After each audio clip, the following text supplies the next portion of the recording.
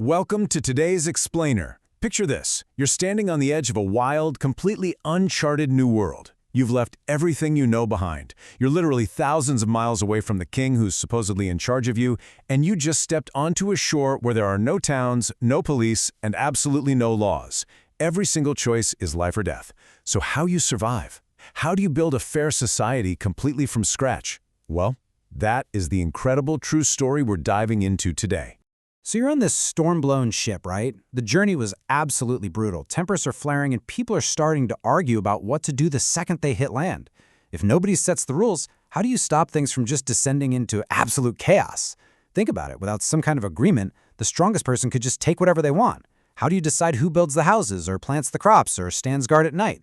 These early colonists realized super quickly that they couldn't just sit around waiting for a king across the ocean to call the shots. They had to figure it out themselves, and they had to do it fast.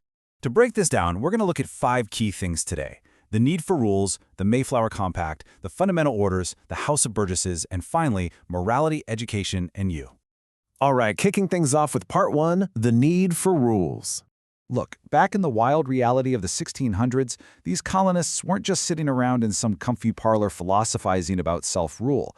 They had to practice it, literally, or freeze to death. And it's pretty wild to see how clustered these milestones actually were. I mean, we're looking at 1619, 1620, and 1639. In a span of just 20 short years, these brave folks laid down the absolute bedrock of how we organize power and represent communities today. They were figuring out how to give consent, run elections, and keep their leaders in check, all on the fly. Which brings us to Section 2, the Mayflower Compact, the agreement. This takes us to our first major building block in 1620. These storm-battered settlers needed order, and they needed it yesterday.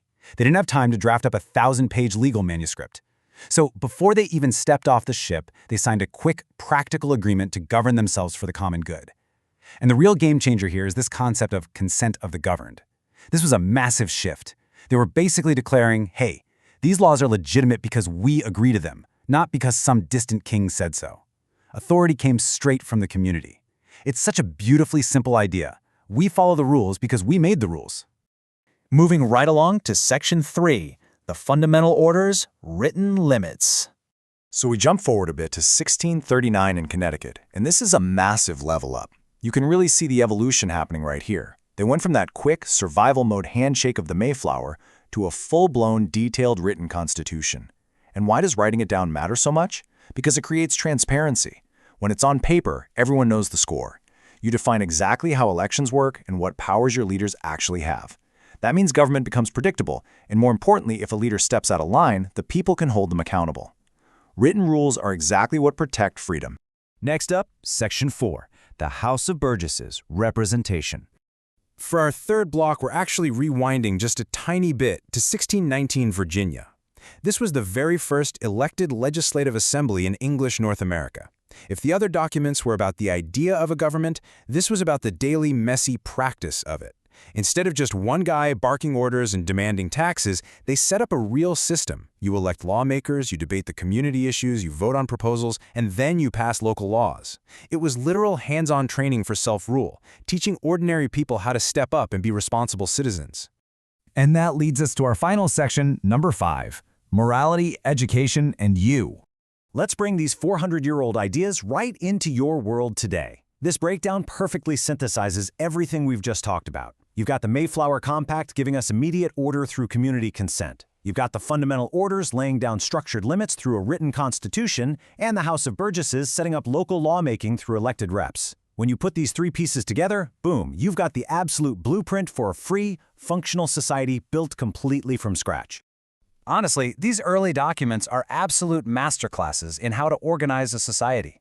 There's a quote from Proverbs here that hits the nail on the head. Let the wise listen and add to their learning. Just like those early colonists had to listen to each other and learn how to govern a brand new community, we've got to listen to the lessons of history to figure out how we govern ourselves today.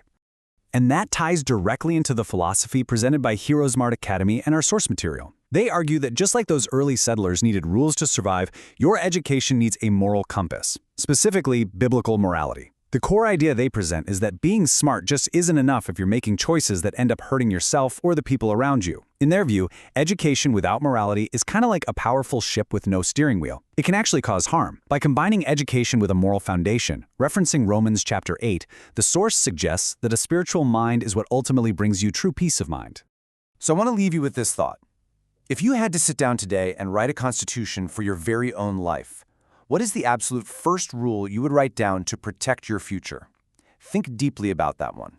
Apply the wisdom of the past to the choices you're making today. Thanks for joining me for this explainer, and I'll catch you in the next one.